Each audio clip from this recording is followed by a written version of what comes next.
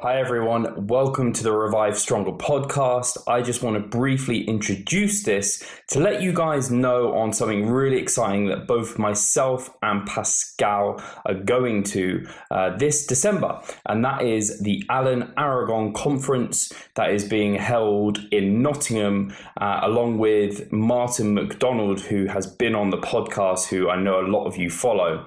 So Alan is coming to Nottingham, UK on the 9th of December. Both me and Pascal are going to be there. I'm wondering how many of you are going to be there. If you've heard about it, hopefully you have. There'll be links in the description box below so you can go and check it out. It's over on the Mac Nutrition University website. And it's going to be really, really fun because it's actually a 9:30 till 5 finish, full exclusive content that hasn't been shown before. Every single time Alan's come to the UK, I've been there. So I'm very excited to be there again and meet him. There'll be 4 talks. So just to briefly go over those: research review highlights from the 10 years of his research review, which is super exciting. Talk 2 is practical insights and case studies from his early career. Talk 3, cutting edge and emerging strategies in nutrition for health and performance. And finally, top 10 myths in the health and fitness industry and how they're flawed. So remember, if you want to get your ticket, they are on sale for a short period of time. There's limited numbers as well. So please go and have a look at that. Let us know if you're interested in going, and hopefully we'll see you there. Cheers, guys. Welcome, guys, to the Revive Stronger podcast. I'm your host, as always, Steve Hall, although some people might mistake me for Mike Israetel now, apparently, because I have my head shaved, but I may well look more like Broderick because Broderick is also repping the shaved head look. And today we have Broderick Chavez on the show, the evil genius, and I'm excited to talk about a topic that I think we're all incredibly passionate about. At least we drink this daily, probably, and that is coffee. And Broderick is particularly passionate about it, and he's just been talking to me for maybe 10 minutes, just very quickly, about many aspects I hadn't even really considered. Maybe I hear about it, or you guys will hear about it, where a cup of coffee is kind of produced, how you produce it, dark roast, light roasts, the country, the origin, all of these aspects. And I hadn't really ever considered myself what impact that could have on our cup of coffee. So first of all, we're going to talk about those elements, what impact that could have on the cup of coffee that you're going to be consuming. And then we're going to go into a part 2 about, once you know what you want to get out of your coffee, how's the best way to get that, and what are the benefits that you could potentially be getting. So I'll open the floor, first of all, to Broderick to start his great wisdom about coffee, or maybe just to talk about a bit about your love, because I know it is something you cherish. Well, thanks. And before we begin, let me thank you for having me back, and thank you for your listeners and the opportunity to just not be talking to myself for once. It's kind of nice, which is exactly what I'd be doing. I'd just be walking around with this mug in my hand, grumbling to myself about something, possibly even coffee itself. So there's really only 2 things in this world that I have relevant enough knowledge to actually convey. One is sports performance, biology-based sports performance, and the other is coffee, because it's an enormous love of mine, and I'll talk a little bit about that. And being a biologist and having the scientific method as my prime modus operandi, I took the time to actually learn the biology, the life cycle, if you will, of coffee. So I can relay a little bit of that, or even a lot bit of that. So before that, let me just say that coffee to me is, and I don't want to sound completely corny and like wax eloquent, but to me, coffee is much more than just a caffeine delivery mechanism. I love coffee. I like the way it smells. I like the warmth of the cup in my hand.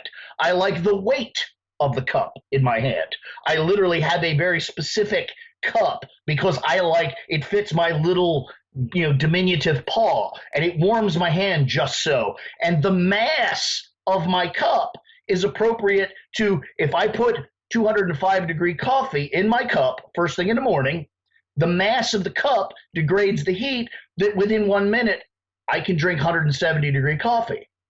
So I take this really serious and put lots and lots of thought and application into. I like the making of coffee. I like the way the grinder sounds. I like the smell that the grinder gives off. I like when I open the top of the grinder, the little bit of particulate and dust that comes out. And every coffee has a different moisture content. So every coffee pervades a slightly different release of phenols and flavorings and smells. And so there's nothing about coffee that I don't like. And I think there's nothing about coffee that I don't notice and obsess about. It's probably not healthy.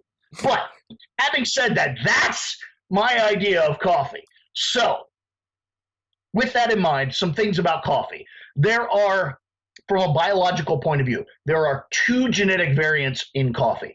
When you go to a coffee shop and there's 60 coffees on the wall and all of them look and smell different, there's only 2 kinds of coffee. And chances are everything in those bags is just one kind, and that is Caffeia arabica, literally Latin for Arabic coffee. The reason for that is they believe that genetically coffee progenited in Arabia, on the Arabian Peninsula. With the modern genetic testing, they're actually beginning to think maybe it was actually Ethiopia. But, 500 years ago when people were naming things, they necessarily didn't know that. So coffee at large is Arabian coffee. There is a subspecies that is Robusta. That first came to be in Brazil in the late 1800s. Apparently, if you plant, if everybody studied biology in high school, you hear about Mendeleev's peas. And if you plant enough peas, you begin to notice some are taller and some are shorter. That very same thing happens in coffee. If you plant fields and fields of Arabica coffee, every once in a while, it turns out to be about 3%. Randomly, these slightly variant varieties grow that are Robusta. They're called such because they are more robust. The trees are bigger. They're actually bushes, shrubs, but they're bigger and they produce more coffee. The catch is largely doesn't make as pleasing a cup of coffee, but it does produce more coffee, and it has some characteristics. A lot of times, like in Italy and France, where espresso is the preferred modality, a lot of times those espresso intended blends have Arabica beans in them. 1, because they have more caffeine, and 2, because the slightly higher oil content, so you get a creamier, smoother, more palate soaking variety in the cup. But largely, Arabica is considered a second-class coffee, or rather, Robusta is considered a second-class coffee, and typically not in the conversation of gourmet coffee, although I've had some really good Robusta coffee when I was in South and Central America, but separate. So one major genetic variety of coffee. So every single time you get a different tasting cup of coffee, it is because of either the way the beans were treated, roasted, or brewed. Those things can wildly affect. Anybody out there who is listening to this who has any knowledge or interest in wine will recognize the term terroir. It's a French nomenclature that refers to of the earth, terroir, of the earth. Where you plant the grape plants will ultimately affect the wine. They taste of the earth. They taste of the place. And that exact thing applies to coffee. It's less about the earth, and it's actually more about the atmosphere, the altitude, the humidity, etc. So it's more of an environmental aspect. But coffee is a great representation of terroir. If you take an Arabian coffee plant and you plant it in Turkey, you will get a certain cup of coffee. You plant that same exact plant in Brazil, you'll get a much different cup of coffee, because the humidity, the hours of sunlight, the magnitude of sunlight, on and on and on and on, are different. And that affects the fruit of the coffee plant. And those coffee cherries are actually a fruit. And the thing inside it is not a bean, despite us insisting on calling it that. It's actually a pit, much like the thing in the middle of a cherry. And so where you plant it affects it. Largely, the altitude is the biggest factor. Your higher quality coffees, when you think about high quality coffees, you think of Hawaiian Kona or Jamaican Blue Mountain. Those are all mountains are involved. They're high altitude, which makes cool morning temperatures, high humidities by night, low humidities by day. That's the environment that makes these really refined, high quality coffees. So where you plant it affects it. But now, even after that, so you decide where you're going to plant it and how you're going to grow it, and you get these cherries. You have these fruits, and in the middle of it is that bean. How you deal with that then will impact what ultimately you sip out of your cup, which I'm going to do right now. More on that later. What's in there? That's fantastic. So you have you harvest these fruits. One thing that can impact is how early or late you harvest them. How ripe do they become on the vine can impact the ultimate bean you have. But even then, so you determine when you're going to harvest them. So now you've got coffee, or at least coffee fruits, coffee cherries. How you extract the seed, the bean, from that impacts it. If you just immediately strip off the fruit and dry it, you have fresh processed dry coffee. That's one thing. However, some farms, particularly southern India and East Africa, they will heap them up into big piles and allow them to partially ferment. Well, just like making beer or wine or cheese or anything else, fermentation has a chemical impact on the product which it's reacting with. Cheese is different than milk, so on and so on. So these large piles of partially fermenting coffee fruits imbibe certain flavors, characteristics, and even chemical components to the beans that you're ultimately going to drink. So the process by which you deal with it. For instance, southern India has a specific variety of coffee that's referred to as monsooned Malabar. It's called that because they actually heap up the piles of coffee outside during the monsoon season. Wow. So they get rained on, the sun dries off, so they're heated and wet, and all of these interesting chemical processes take place over an entire season. Then they strip off the remaining fruit, process the beans, and that makes a very winey, aromatic, almost alcohol-like flavor because of all that fermentation and all that stuff. So it's an example of how radically the way you deal with the beans can then affect the cup. And all of these don't just affect the flavor, but the flavor is largely an issue of the chemical constituents. So later when we talk about the health benefits or not of coffee, we're also talking about these chemical processes that lead up to why they are the way they are. Mm-hmm. But even then, you've decided where you're going to plant it, when you're going to harvest it, and how you're going to deal with the actual fruit. Now you've got a bean. They're green. They're not roasted. When you look at coffee in the store, it's a nice, coffee chocolate brown. Real coffee beans are kind of an ugly camouflage green kind of color. So we're talking about that. We now have that. Even then, you can go down many different avenues as to what you ultimately put in the cup. How you roast it, how long, how hot, even how often can ultimately affect what you get in the cup. There's in different countries, different cultures use different nomenclature. In this country, we have what's referred to as a light roast, a city roast, a full city roast, and then either a espresso or Italian roast are the gradients. Europe actually, I think, uses a new number system that I'm not super intimate with. Yeah. But there is differences depending on where you go.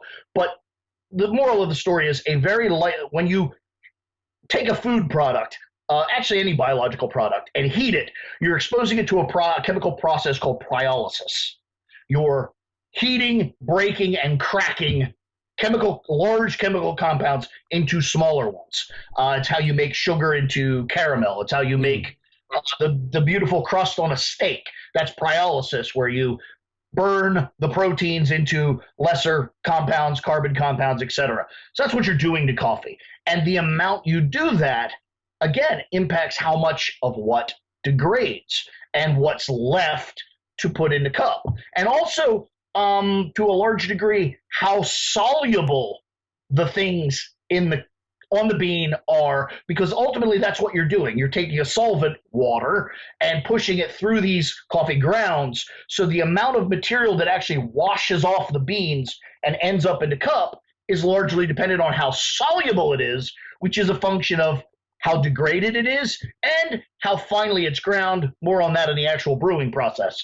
So you've got all of these different shades of roasting that you can achieve, and each one's going to have a slightly different flavor, i.e. chemical composition at the end. So you've got all these different vectors to make different coffees from the same single plant. Where you plant it, how you raise it, when you harvest it, how you deal with the fruit before you extract the bean, even to some degree how you store and transport it, and then what you do with the bean. So now let's say we pick a middle of the road. We've picked all our processes, and we've got this middle of the road roasted bean. And then even then we can cut that into multiple piles, and there's multiple ways to brew it. You can brew it as most Americans do, through a drip brewer. You put coffee in, you pour water over it, it drips down through the coffee like a funnel and accumulates in a pot. That has strengths, weaknesses, and aspects. There is what most Europeans will, I don't know about most, but much more prevalent in Europe would be a French press, which is basically just a container. You put coffee in it, you put water in it, wait a period of time, press the coffee to the bottom. That gives you a lot more contact. The water is in contact with the coffee longer. As we talked about solubility, more of what's in the coffee will come out into the solution, in soluble solution. So you get more of the essence of the beans into the liquid. You could make espresso, which is coffee with hot water / steam forced through it. That has entirely different consequences. You get a much more concentrated, higher oil, higher solids, but you also have higher temperature. More on that in a minute, because temperature impacts what ultimately winds up in the cup. And then there's a bunch of sub-varieties. You can do cold brewing. You can do slow brewing. They're less popular, but they're real.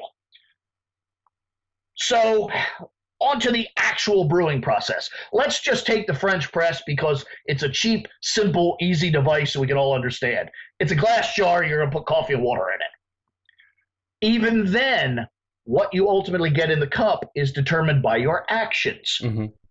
Even if you have two equal piles of coffee, they came out of the same bag, this is the same coffee, how finely you grind it determines to a large degree the solubility, how much solids are going to disperse into that liquid. So right off the bat, your actions are going to impact what you get. The more finely you grind it, the more solids you're going to get in the liquid. The more coarsely you grind it, the less solids. That has an impact on the flavor profile, because oils and acids, and to some degree my brain just stopped working, the alkaloid compounds like caffeine and some of the others are very water soluble. Mm-hmm. Solids are less water soluble. So if you went with a very coarse grind, you would get a lot of the caffeine and flavor components, but not flavor components, but sharp forward flavor components. Right. And you would get less of that background body and oil and some of those things. So you could get what a lot of people might interpret as a bitter, unpalatable cup of coffee, but you would also get more per unit volume of the caffeine and some of the chemical effects, the medicinal effects you might want. Right. So again, what you're trying to do with the coffee could affect how you treat it. A very fine roast would give you exactly the opposite. You get more of the actual bean itself, the actual cellulose component, the body of the bean will disperse into water. So you're going to get a lot more solids and all of the chemistry that comes with that. Even then, you decide what grind you're going to go with. The temperature of the water you put on it will have an impact. Again, when you're making anything, you're making a cake, the temperature you bake it at has as much to do with what you put in the batter. Yeah. Yep. So again, it's this chemistry. One of the reasons I love it. So the temperature of the water, higher temperatures tend to liberate more soluble components quicker. largely in chemistry, heat speeds things up. Mm-hmm. So hotter water will give you more of those forward acids and phenols and caffeine alkaloid compounds. Cooler water will liberate those much slower, giving more of the background flavors and solids time to join the party. Even then, the subject's not done, because now we've got a component of, we've got coffee, we've got water, we've determined the grind size and the temperature of the water. There's also now the time factor, how long you allow that to amalgamate into the final cup has an impact, because each thing disperses into the water, into the solution at a different rate. As I said, some of those more liberatory, movable compounds go quickly. So if you brew for a short period of time, you'll get all the caffeine, acids, and alkaloids, but not a lot of the coffee. Whereas if you wait a long time, you'll get a lot of the coffee, probably the same amount of those early compounds. Right. So again, what winds up in your cup is largely a function of the steps you take in which to get it there. And all of that applies to drip coffee and all the other methods, just at different rates and different organizations, because the process is different. But that gives you an idea of how malleable and affectable this ultimately is, based on your choices, from where you farm the coffee to what you do in the morning in your underwear to get the cup of coffee. All of that matters to determine what this wonderful, hot, delicious thing is. By the way, that's a partially fermented Ethiopian coffee that I buy from a company called Larry's Beans in Atlanta, Georgia. And Larry is a really sexy man. Some fantastic coffee. So, but anyway, that's pretty much the bare bones. I mean, and there's a lot more to it if you want, but that's the bare bones of how diverse and intricate something as simple as pulling up to the counter and asking for a coffee. All of that went into it, whether you know it or not. All of that's affecting what you're about to enjoy or not, whether you know it or not.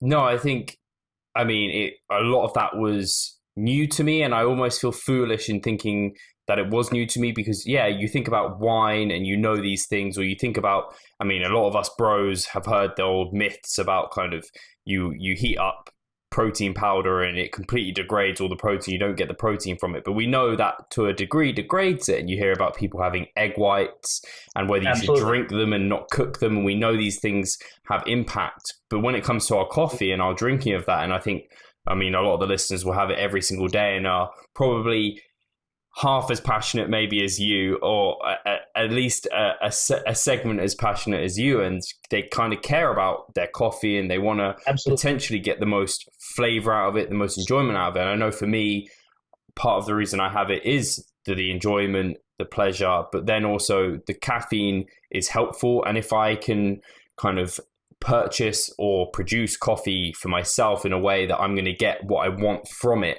in the best ways at the best times, then that's something I want to manipulate. That's something I would like to have knowledge about. And I think we've set, or you rather have completely set and laid the foundation for that, because people will want to know, right, if I want to get the most kind of health benefits out of this kind of bean or this certain flavor, how can I do that? If I want to get caffeine out of my coffee and that's the main thing I want it, how can I do that? That will really, really help. And I don't know if we talked about the French press. I don't know if it would be more relevant to talk about it next time in terms of that next step. But in terms of like people have like instant coffee, or they have like pods of coffee in which they put into like machines and they just press a button and it produces a coffee.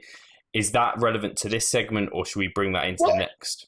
It of course is relevant in that all of those things ultimately go into that, except in that final stage, you then lose control because somebody has chosen to stop the process. This is the coffee that's in that pod. That's it. So you can be cognizant and capable of back researching and finding out what that is. Yeah. But now you have considerably less control over what your actions are going to impart to it, because you don't have the ability to manipulate the temperature, the brew time, all of these things. So you're basically stuck with what they've given you. if that's the beginning and end of your interest and involvement, that's great. Any coffee is probably better than no coffee. It's still going to have, lots of positive benefits. That's great. But the more control you take personally, the more you're going to get a personalized end product. I'm crazy to the point where I'll literally buy green beans and roast them the way I want. That's excessive by anybody's standard, but at the same time, it shows you how involved you can get if you want to. So it's really a matter of, what level of involvement are you interested in? How much effort are you willing to put into this? And a lot of that is dependent on exactly what you want out of it. If you just want to have a cup of coffee and get some stimulation from the chemical compounds in there, anything's fine. I would tend to veer away from the instant stuff, again, because some of the processes needed to turn that into the instantized product, probably, I haven't researched this enough to say definitively, but I know enough about chemistry at large to say probably impact the validity of the final cup in terms of its health benefits. Largely, the more processes you put something through, the more diminished the final product is in its biological activity. So I would tend to steer away from instantized coffees. Not to say that I don't use them in my house. I do have them in my house as flavorings. I find instant coffee a great thing to add to protein shakes, baked goods, on and on and on. There's places for that, but in that case, I'm largely just using it as a flavoring, not really for the constituent components. That's what I think there is largely it just comes down to how involved do you want to be, and how hands-on. And I certainly understand you have a finite amount of energy. You can only spend it where you want to spend it. If worrying about your workout and your protein sources is much more important to you than dealing with the minutia of coffee, so be it. Have at it. Go down to the local shop, buy what they're making. Chances are it's probably pretty good and good for you. Go about your day whistling. If you're crazy like me and, marching around the house at 4:30 in the morning, get creative. Do what you got to do. Have fun. Right. That sets a brilliant foundation for the next stage in our quest of finding out how we want our coffee. And next time we're really going to touch on all of those benefits, and then also how to basically brew your coffee in the best way to achieve what you want to get out of that. I want to kind of, if people have got questions, this would be a good time to ask them, because then we can cover them in the next time. Maybe another time, because we may well record the next episode before this gets released. But that would be fantastic. As we've said before, Broderick's on regularly now. We can get questions across to him, thankfully, and get him talking to us guys rather than himself, which is always a pleasure. So again, thank you, Broderick, for coming on. Thank you everyone for listening, and hopefully that's kind of tickled some people's taste buds. Welcome, guys, to another episode of the Revive Stronger podcast. I'm your host, as always, Steve Hall, and again, this is part 2 of our coffee love, and this is with, again, the evil genius, Broderick Chavez. And this episode, we're learning more about kind of what exactly is coffee giving us in terms of performance benefits in the gym, in terms of health benefits. How much do we need? How do we individualize this? Because not everyone kind of would want to have the same amount. So I will let Broderick kind of take the floor and start with, maybe if we start with the health benefits before we go into maybe the performance benefits. Sure. Once again, before we start, I want to thank you for having me, and thanking everyone out there for actually being interested in things I have to say. It never ceases to surprise me. So thank you, everyone. From there, coffee, part 2. It's pretty obvious. I love the stuff. Almost irrationally so. So I'm the guy to talk to when it comes to that.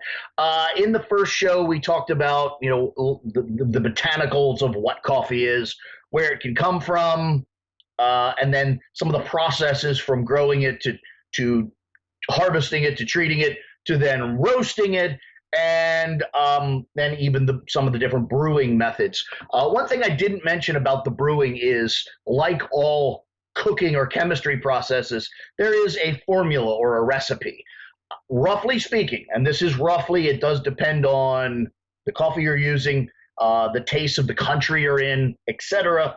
But the rough accepted formula for coffee is a 16-to-1 ratio. So for X amount of water, or for X amount of coffee, you have 16 times more water in terms of by weight. So a 16-to-1 ratio is roughly the magic formula for making coffee. We'll probably come back to that in a minute. But so now we've kind of got an understanding of what coffee is and all of that. Now, I think today the idea is to talk about what's so wonderful about that. Besides the fact that it's delicious and the act of making it and the act of smelling it and what have you is good. Aromatherapy is a real thing. Literally, smells are some of the most potent stimulators of memories. A lot of people aren't aware of that. You hear a piece of music or something and it makes you think of a certain thought. Smells are actually more strongly associated with the memory centers. So associating a smell, a certain perfume, a certain cologne, or a certain coffee can stimulate brain functions in a way that other stimuli don't. It's actually thought that that may be some of the reasons where, getting into the good benefits of coffee, some of coffee is now being strongly associated with lower incidence of Alzheimer's and dementia. And a lot of the thought there is it's not so much a specific chemical compound in the coffee, although there is an impact there, that it may actually be that powerful neurostimulation of certain brain centers based on the smell. The smell of coffee from a lifetime of training, essentially, is associated with alertness, mornings, starting your day, and the sheer influence of that smell can make the mind think, oh, I need to get with the day, move forward. And that repetitive, literally how many mornings are there in a lifetime, can stimulate a pathway for positive brain development and non-negative degradation. So the sheer fact that coffee is delicious and you like it can be one of the actual health benefits, which I find fascinating in and of itself. Mm-hmm. More specifically and chemistry-wise, it's now being shown that the caffeine itself, which is one of the predominant and certainly the most focused on chemical compounds in coffee, has very positive health benefits. And this kind of carries through to other caffeinated beverages. Soda and a lot of things get very negative press, but caffeine, it seems, particularly in solution, even more particularly in hot solution, which coffee is, and soda and some other things are not, but particularly in solution, caffeine has very strong impacts on vascular tissue. It changes the elasticity of vascular tissue, making it does tend to raise blood pressure and some of those things, but secondarily, it seems to impart an extra pliability to vascular tissue, which is a very good, again, conditioning long-term impact on health, seems to lower the incidence of strokes and possibly even heart attacks. They're on the fence about that part, but definitely seems to lower the incidence of strokes and even some blood clots. So again, really powerful stuff. And then the other major benefit you hear about coffee, and it's kind of one of those ethereal things you hear, it has antioxidants. Yeah. And that's it's interesting subject because in a way, antioxidants are kind of a catchphrase. It's like, yeah, they're like words. They're all over the place. Like there's an enormous amount of things that are antioxidants, could be antioxidants, might be under certain conditions.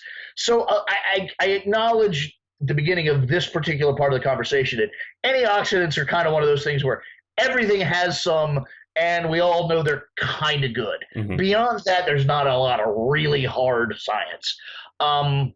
There is a little hard science associated with a couple of aspects. Coffee is one of the major carriers of chlorogenic acid and eugenol, which are two very specific and very specifically studied antioxidants, which do seem to lower metabolic waste products. We talked about in some of the other podcasts about the Krebs cycle and the electron transfer system. And the one part that always gets left out of the conversation is those things do leave waste products. Right. There's always a background mess when you're doing something. It seems that these two compounds are very valuable and valid in the cleaning of that background waste. And that can lead to less cellular damage, less long-term damage, less metabolic stresses on the long term overall. And then also that eugenol seems to have a stimulatory effect on some specific, well, I stumbled with that word, some specific liver cells known as C cells, which are very valuable in the overnight regeneration of liver health. Right. So that's probably some of the long-term health benefits of coffee at large, is that infusion of eugenol throughout the day, which kind of, bad word, but let's say supercharges that regenerative effect of those specific liver cells. And I think we can all reasonably assume that healthy livers probably really good for health, or at the very least, good for not falling into dishealth, which can be the same but can also be different. Not getting sick is as valuable as getting more healthy. There's an interesting pathway there. So that's kind of just the chemistry of coffee, in terms of some specific compounds and some specific benefits. Like we said, Alzheimer's, dementia, and then a whole fleet of blood/cardiac related, reduce incidence of stroke, blood clots, that sort of thing.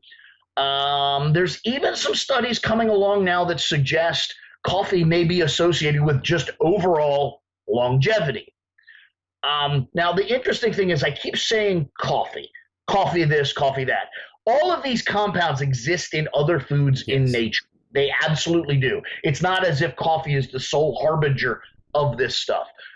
I focus on coffee, one, because it's something that I personally imbibe in great volumes. I like, I appreciate, and it falls kind of under my purview. Being a biologist, I understand botanics, botanical systems, the food chain and life cycle of, so it's easy for me to get my mind around. It's a lot harder for me to talk about the benefits of, some strange, Chinese herb that I've probably not even heard of. Yeah. So coffee's something that I can focus on, but a lot of these, to be clear and fair, a lot of these compounds and benefits do come from other vectors. This is not the only avenue.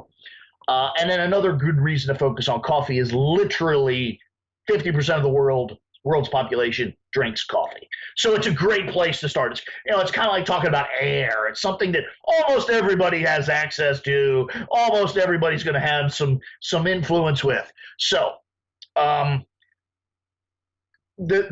now knowing that there's good stuff in there, and there's good stuff largely associated with performance, and then kind of different or in different doses associated with health and longevity. So at that point, we could take a fork in the road and talk about how we get to maximize different vectors of that same product. And as I talked about in the other half of this podcast, the way you grow coffee, the way you harvest and process it, and then the way you roast it, and then even once it's in your home, the way you brew it can influence the volume of which chemicals are in your cup. Mm-hmm. That's where we'll go from here. Largely, when we're talking about performance, we're talking mostly about the caffeine. Yeah. There's other alkaloids, and there's some phenols and some other stuff in there that probably do have an influence on performance, but largely we're talking about the caffeine. And to get the maximum amount of caffeine, interestingly, you really don't have to do anything special. When you put water through ground coffee, one of the very first things to liberate out of that is the caffeine. It's very, very water soluble. So the beauty of that is we can have a relatively fast brewing process. And because caffeine is largely heat degradable, we probably want a light roast or lighter roast coffee. This is interesting in that historically, even before the science of all this came to be, you'll find coffee products on the shelf or in your coffee shop titled breakfast roasts, morning roast, etc.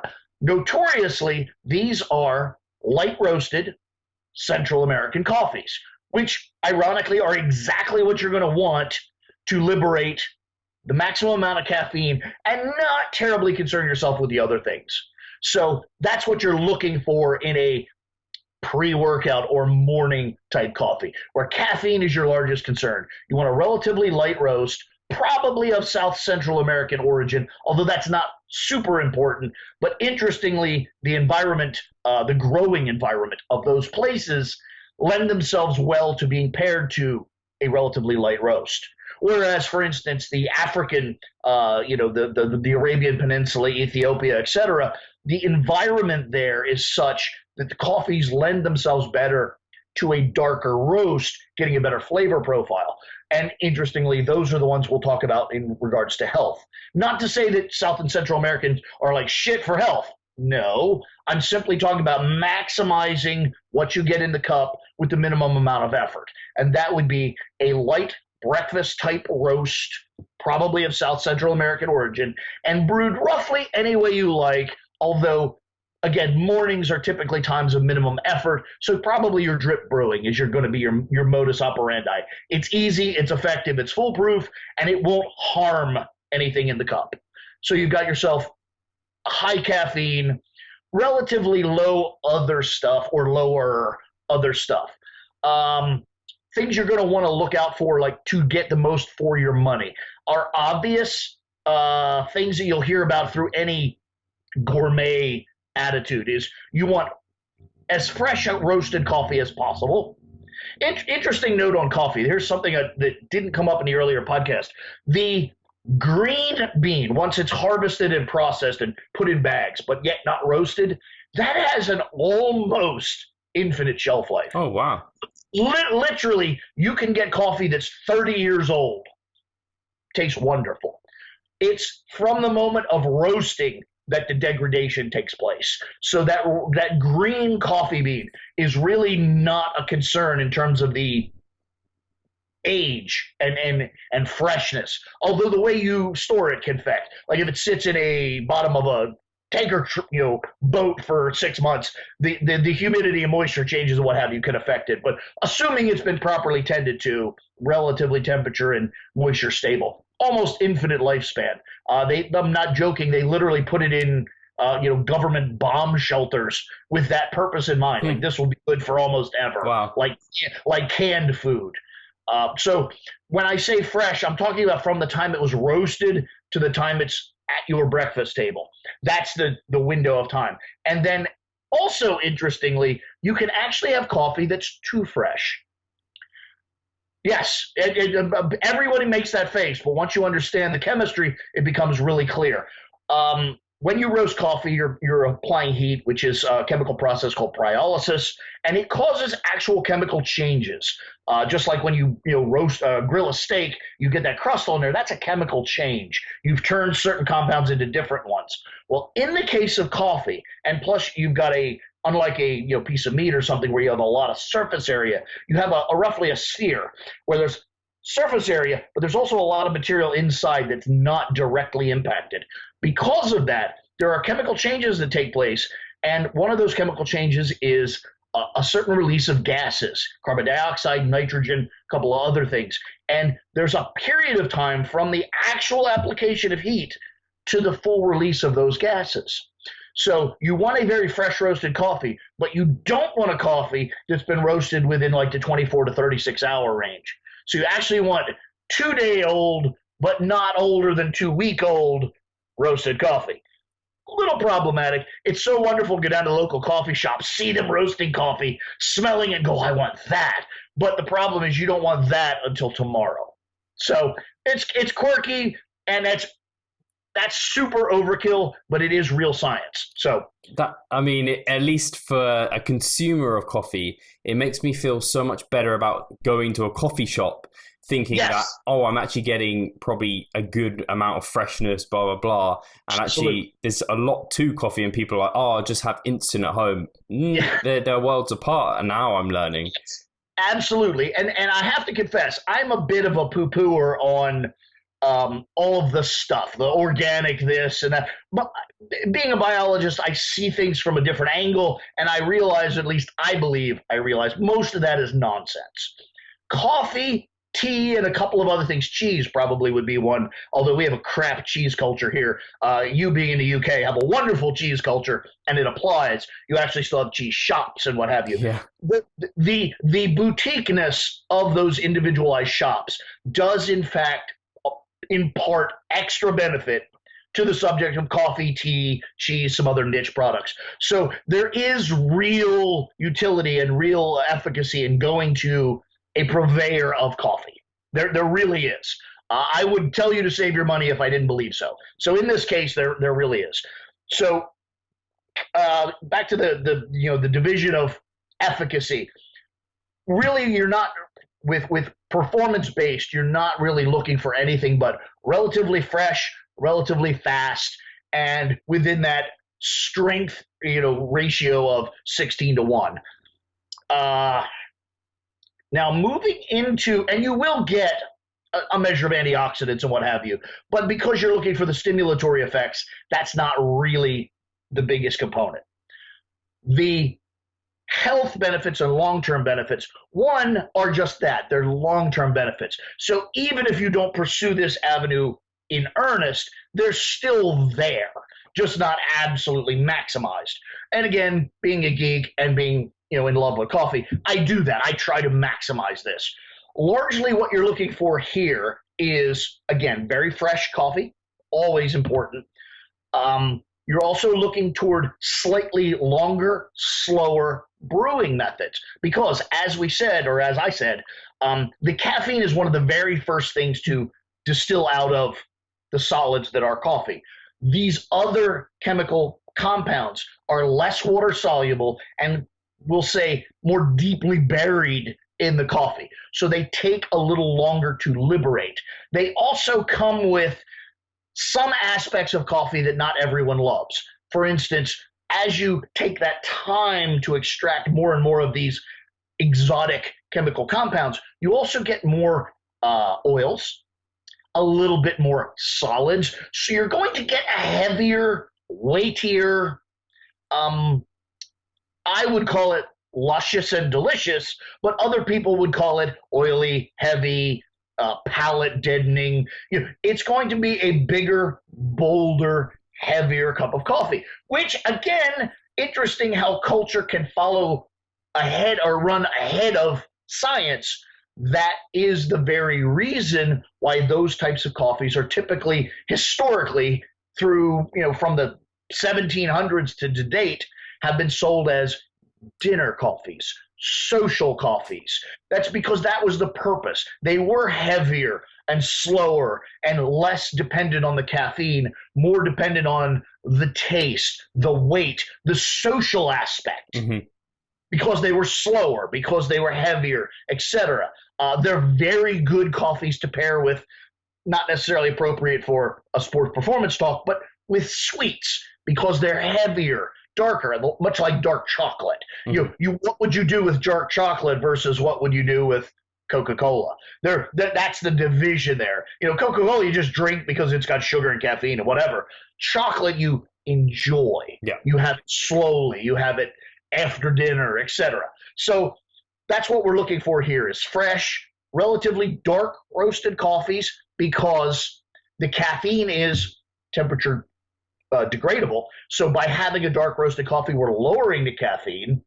Pretty good. Yep. We're also creating new and interesting chemical components with that pyrolysis, that Maillard reaction, the burning of delicate compounds into more complex compounds, kind of like turning wood into charcoal. Charcoal is actually a more complex substance than the wood was, than the cellulose was originally.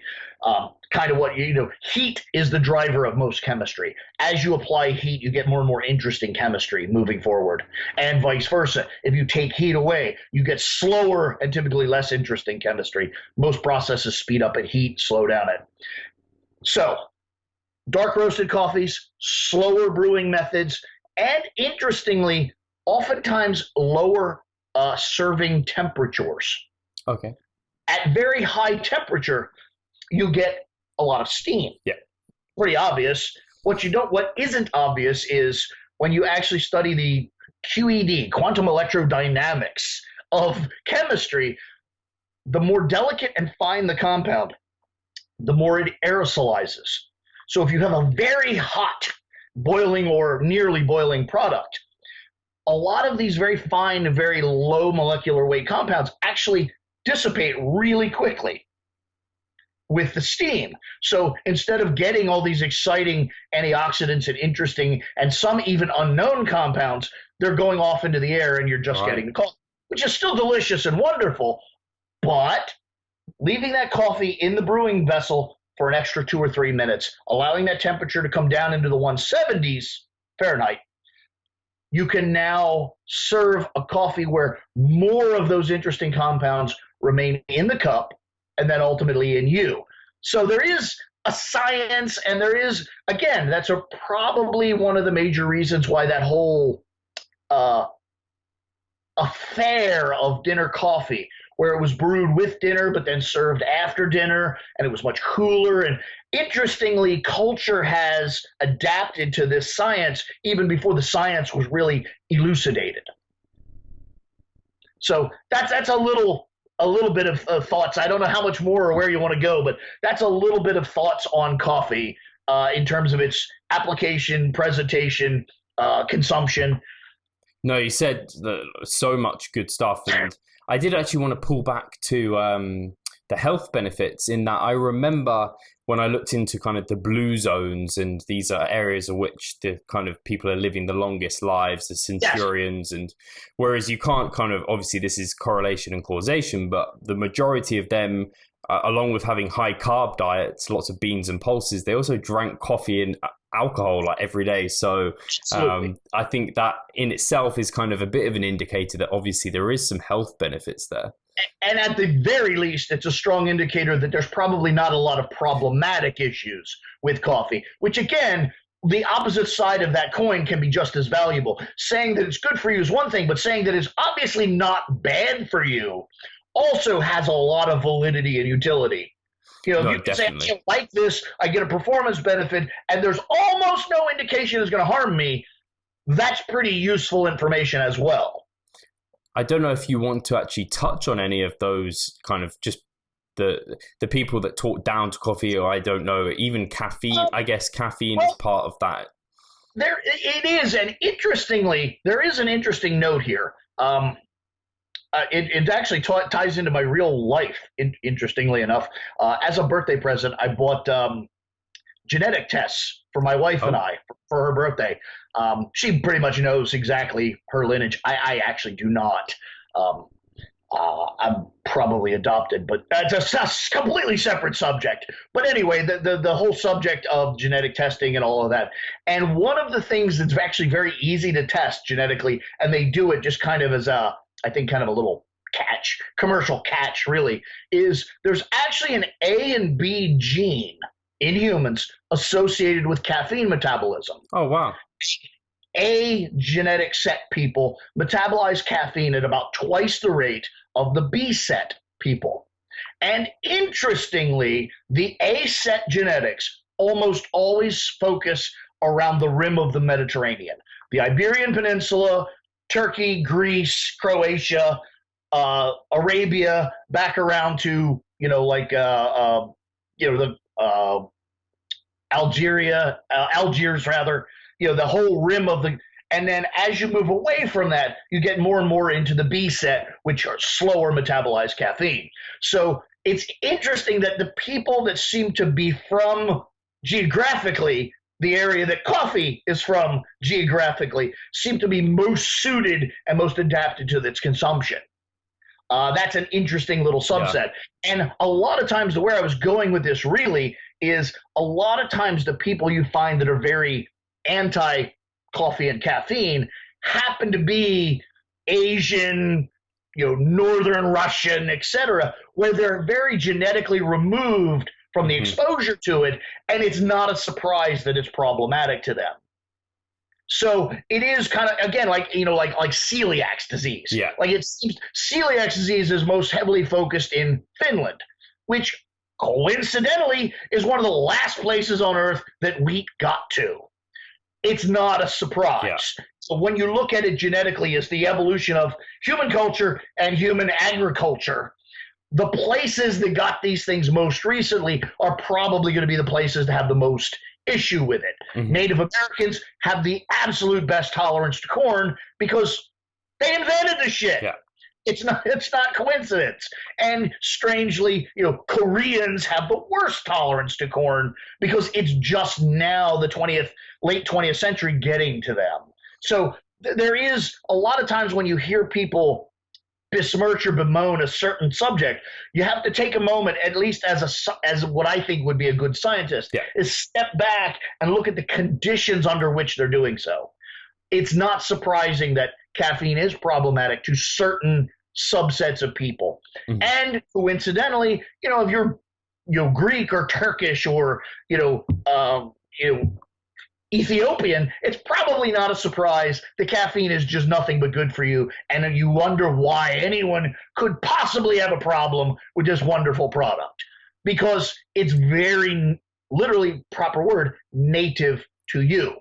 So, and then interestingly, again, in that bigger picture concept, we talked about some of these compounds are not exclusive to coffee. It's not surprising, and to me very interesting to find that those things that they would not be getting from coffee, those phenols and eugenol and some of these interesting, exist in excessive proportion in products exclusive to those regions. It's not a coincidence. Yeah. Humans need this shit, and it seems to exist in various vectors associated with various geographies. So, strangely, I mentioned, Northern Russians, Siberians. There's an assortment of mushrooms in that part of the world, and Russians are very mushroom dependent in their diet. Wow. They actually have very specific words for mushrooms. There's actually a word in Russian for mushroom crazy. Like you're so into mushrooms, you have like mushroom craziness. I don't know the word, but I know that it is. And interestingly, a lot of these compounds we're talking about exist in those mushrooms. So again, it's not surprising that nature has, I hate those sites, this sounds almost religious, but I don't find it surprising that nature provides those things and the indigenous must simply find that vector.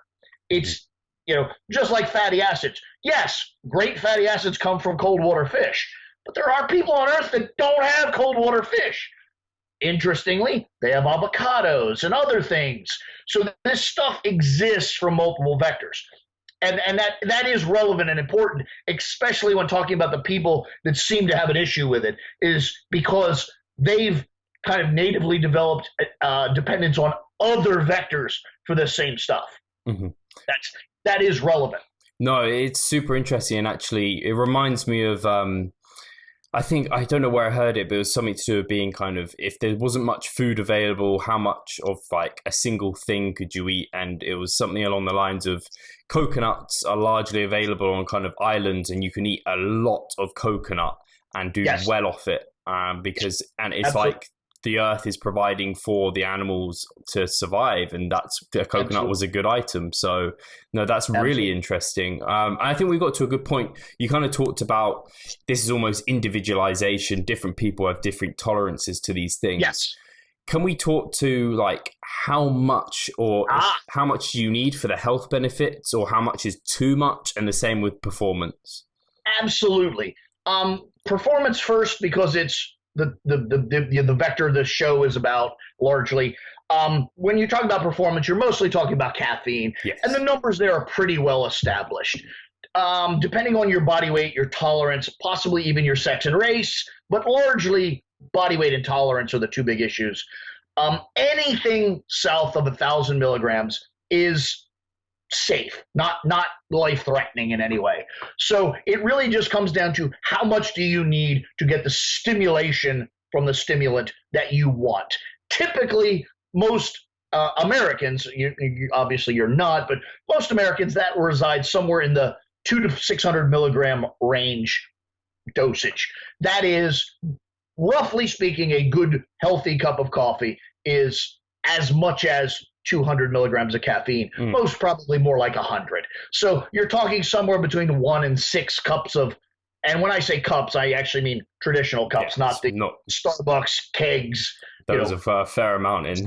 Yeah, exactly. A cup of coffee is really 6 to 8 ounces, which is minuscule. That's my cup is even larger than, and mine's rather small. So that's the performance target. An interesting note on caffeine in coffee, because it's in solution, because it's hot, they've proven through laboratory tests repeatedly that less caffeine, you get more stimulation per unit dose of caffeine via coffee than if you swallowed caffeine pills. Wow. Again, because it's already liquid, because it's hot liquids diffuse into the body faster than cold liquids or no liquids.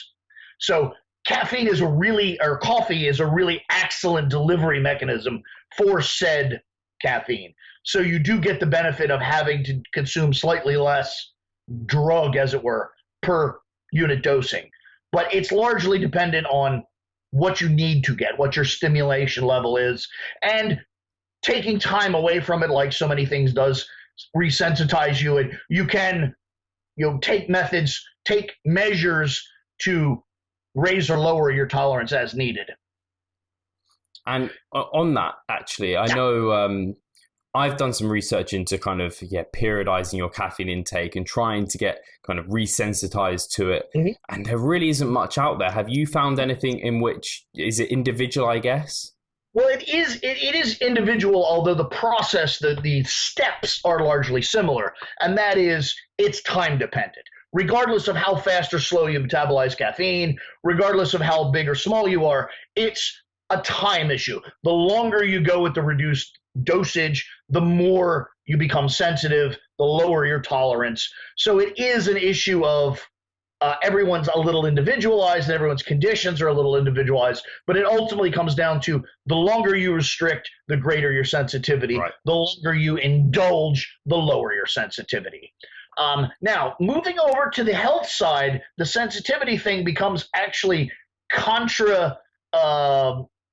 indicated in a way. And that is, what you want is a lot of long-term exposure. You've got pervasive, chemicals here, antioxidants, long-term health stimulators.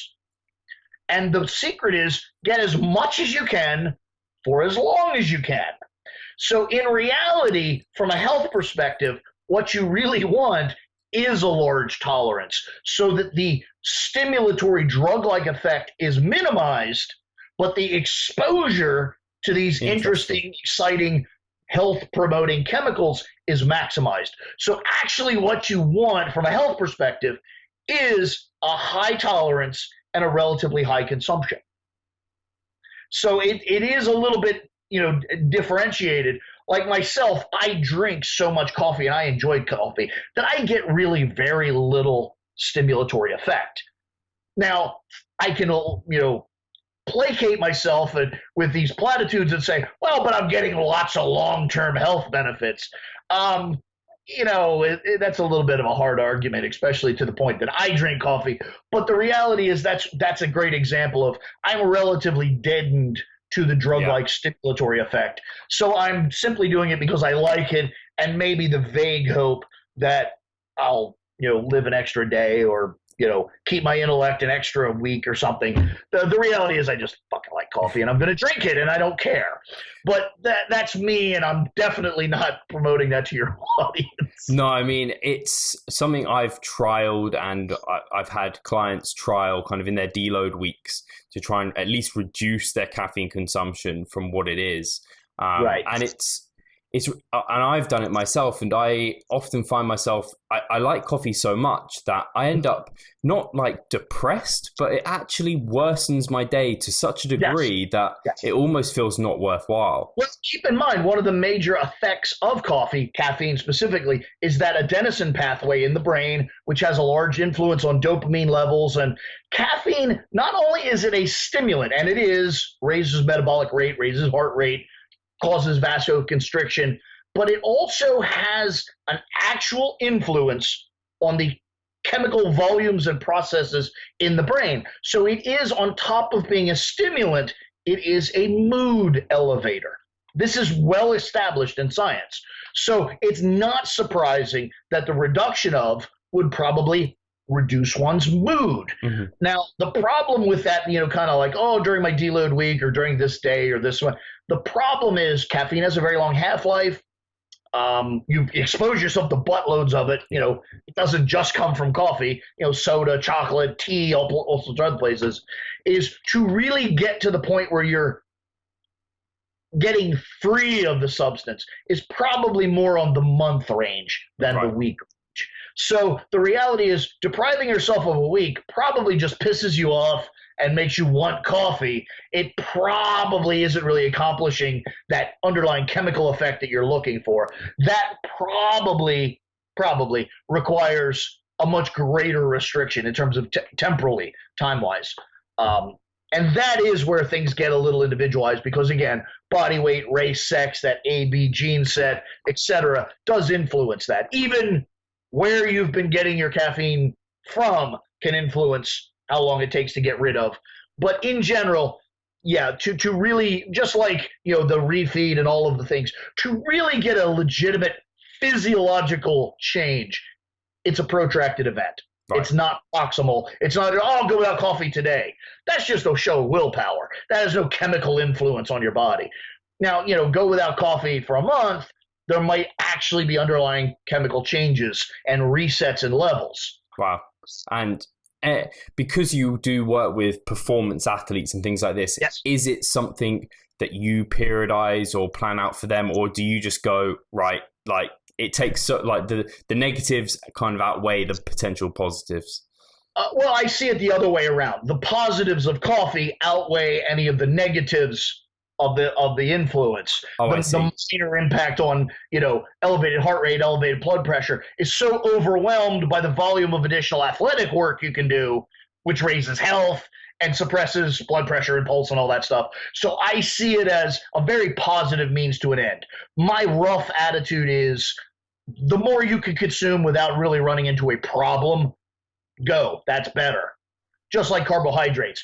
Carbohydrates have some negative influences. Some rare people become diabetic. Some rare people, there are problems. But in general, my attitude about nutrition is the more of that stuff you can consume, the better our work is going to be, really. So I tend to put coffee in that same category as just keep inching it up until you're either comfortable or you've reached a wall. Let's do that.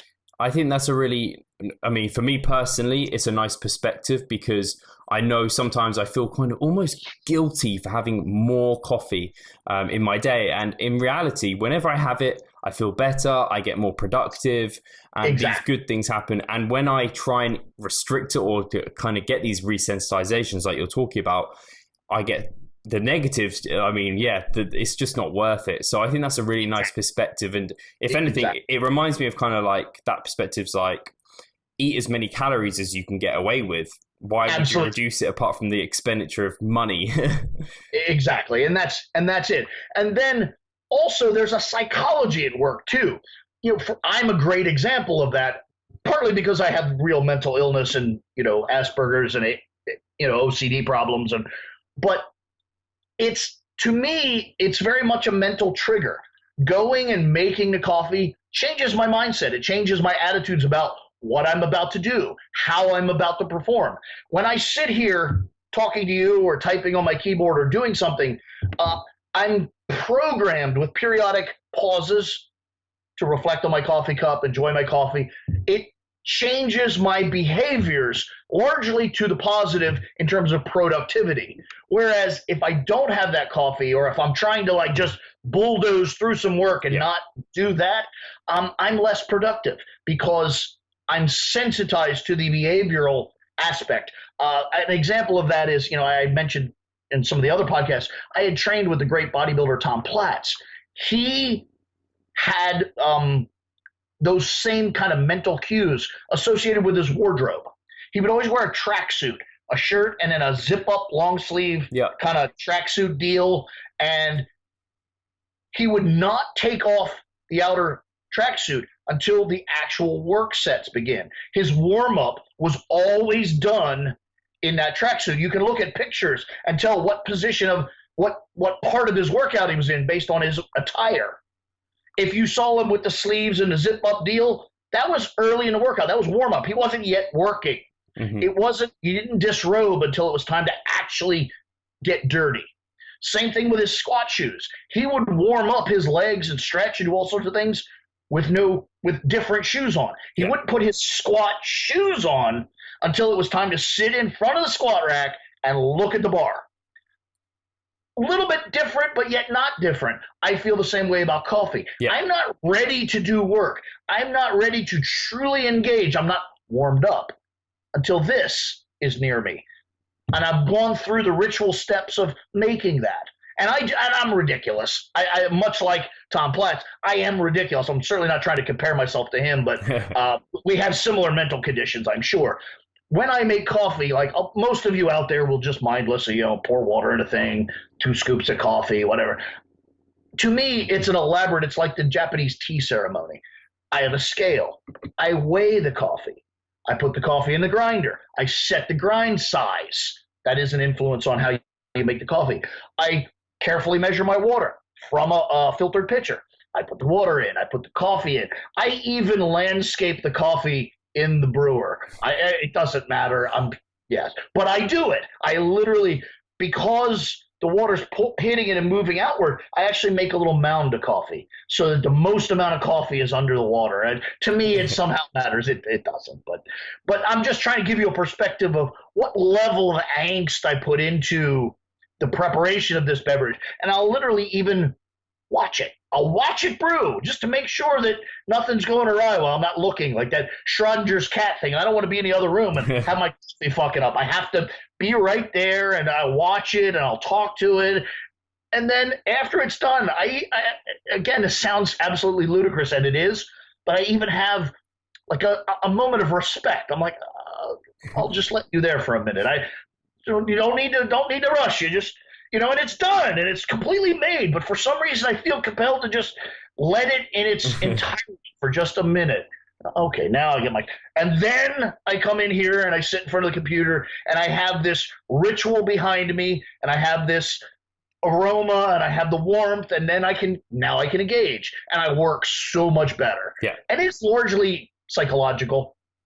Absolutely. Caffeine, like I said, doesn't have a hell of a lot of impact on me, but the behavioral pattern has a big impact on me. So it is, it is bigger than just a cup of brown goo. It really is, or can be. I mean, it actually almost sounds like some of the behaviors and habits competitive bodybuilders get into as they get to stage with food. Absolutely. They have their spoon, they have their bowl, they watch their oats cooking in the microwave. Absolutely. I do it. So no massively interesting, and I think that probably covers a hell of a lot, and we can wrap it up there for the part 2. But like always, if people have got questions about this sort of thing, let us know, and hopefully we'll get to them. But I just want to say a massive thank you again for Broderick for sharing his love for coffee and coming on the show again. And thank you guys for listening in.